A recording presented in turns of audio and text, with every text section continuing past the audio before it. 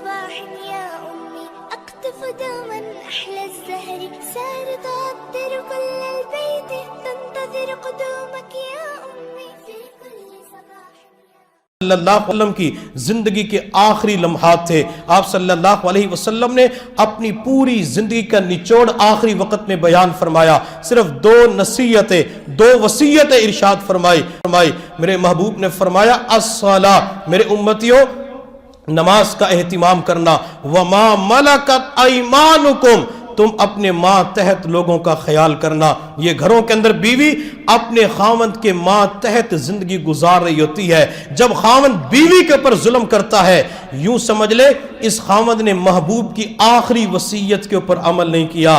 اس خاوند نے محبوب کی آخری وصیت کو چھوڑ دیا ہے. اور میرے محبوب صلی اللہ علیہ وسلم نے فرمایا جو خاوند اپنی بیوی کے اوپر ظلم کرے گا، یہ بیوی ماتحت ہوتی ہے، یہ مظلومہ بن جاتی ہے. جو کسی مظلوم کے اوپر ظلم کرتا ہے، میں قیامت کے دن اس مظلوم کا وکیل بن کے کھڑا ہوں گا. کوئی عام بندہ وکیل نہیں ہوگا. آج عدالتوں کے اندر جب مقدمہ لڑا جاتا ہے تو کہتے ہیں میں نے بھاری فیس ادا کر کے تکڑے قسم کا وکیل کیا ہے، جو میرا مقدمہ لڑے گا مقدمہ میں جیت جاؤں گا. کبھی کہتے ہیں کہ ہائی کورٹ کے اندر، سپریم کورٹ کے اندر میں نے لاکھوں روپے فیس ادا کر کے وکیل کیا ہے. اگر دنیا کے اندر بندے کو اپنے وکیل کے اوپر اتنا اعتماد ہوتا ہے کہ اس وکیل کی وجہ سے میں اپنا مقدمہ جیت سکتا ہوں، میں اپنے مقدمے کو ہار نہیں سکتا، سوچنے کی بات ہے جب قیامت کے دن اس مظلومہ بیوی کا وکیل اللہ کے نبی کھڑے ہوں گے، اس وقت انسان کا کیا بنے گا. حضور صلی اللہ علیہ وسلم نے فرمایا جب تک اس مظلومہ عورت کو حق نہیں ملے گا، انصاف نہیں ملے گا، میں اس وقت تک محشر کے میدان سے اپنی جگہ سے نہیں ہٹوں گا. نبی علیہ السلام حق لے کے دیں گے.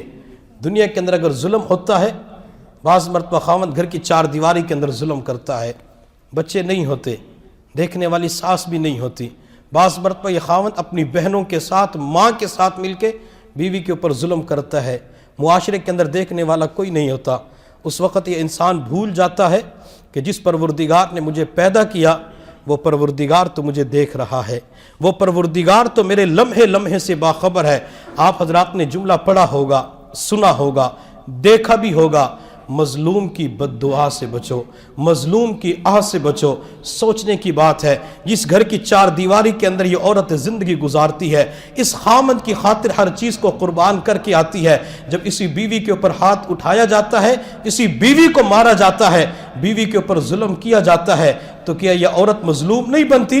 یہ عورت سب سے بڑی مظلومہ بن جاتی ہے. یہ عورت اگرچہ خامد کو اس وقت بد دعا نہیں دیتی، پتہ ہوتا ہے اگر میں نے بد دعا دی تو اور مارنا شروع کر دے گا، تیش اور جذبات میں آ جائے گا. یہ عورت بد دعا نہیں دیتی، لیکن جب اسی بیوی کے دل سے آہ نکلتی ہے، یہ آہ اللہ تو جانتے ہیں. اللہ قرآن میں فرماتی ہے کہ میں انسان کے سینوں کے اندر چھپے ہوئے راز کو بھی جانتا ہوں، انسان کے اندر جانے والی سانس کو بھی جانتا ہوں، نکلنے والی سانس کو بھی جانتا ہوں. اللہ تو ایک ایک چیز سے باخبر ہے. جب اللہ بندی کی دل کی طرف دیکھتی ہے، سینے کی طرف دیکھتی ہے کہ اس کے اوپر ظلم ہوا، اس کے دل سے ایک آہ نکلی ہے، اب یہ آہ آسمان کو چیرتے ہوئے سیدھے عرش پہ پہنچ جاتی ہے. جب یہ اللہ تک پہنچ جاتی ہے، پھر اس خاوند کی زندگی تباہ و برباد ہو کے رہ جاتی ہے، حتیٰ کہ کاروبار کے اندر نقصان ہو جاتا ہے، قرضوں تلے ڈوبتا چلا جاتا ہے. پھر علماء کے پاس بھاگتی ہے، مشائخ کے پاس بھاگتی ہے کہ نماز بھی پوری پڑھتا ہوں،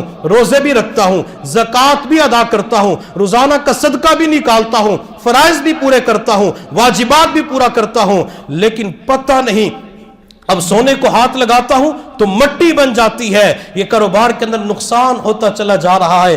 وجہ کیا ہے؟ یہ بندہ فرائض بھی پورے کر رہا ہے، واجبات بھی پورے کر رہا ہے، لیکن کاروبار میں نقصان کیوں ہوتا ہے؟ گھر کا خرچہ کیوں نہیں چلتا؟